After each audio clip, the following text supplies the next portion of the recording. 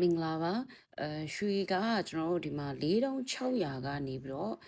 ဝန်းကျင်ကနေပြီးတော့ကျွန်တော်တက်လာခဲ့လိုက်တာပေါ့နော်လုံးဝဒီကြားထဲမှာဒီကြားထဲမှာကိုကျွန်တော်တို့range ပြေးနေသေးရပေါ့နော်ဒီမှာအပေါ်ဖောက်တက်သွားလိုက်တာပေါ့နော်ဒီရဲ့ဒီ US ရဲ့တည်င်းနေရလဲမကောင်းပေါ့နော်ဒါကြောင့်ဒီရွှေကဒီလောက်ထိကိုဒီနေ့တရက်တာအတွင်းမှာပေါ့နော် daily time frame ရမှာဆိုရင်တောင်မှ130ကျော်အထိကိုဒါအတက်ရှိခဲ့တာပေါ့နော်ကျွန်တော်တို့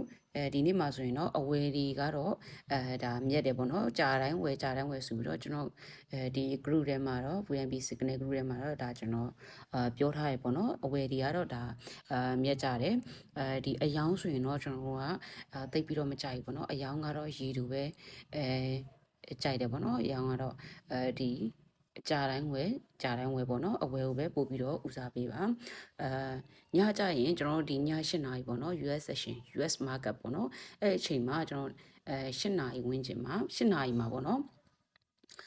ဒီ transpeed ပေါ့နော်ပြောဖို့ရှိတယ်ထွက်ဖို့ရှိရပေါ့နော်အဲ့အချိန်မှာသူဘာပြောမလဲပေါ့နော်ကျွန်တော်တို့ကဈေးကွက်ကအဲ့အချိန်မှာဘောင်ဝင်ပေါ့နော်ဘောင်ဝင်ရိုက်နိုင်တယ်လို့ဒီကျွန်တော်တို့ဒီအပေါ်လဲ9000ထိလဲဈေးက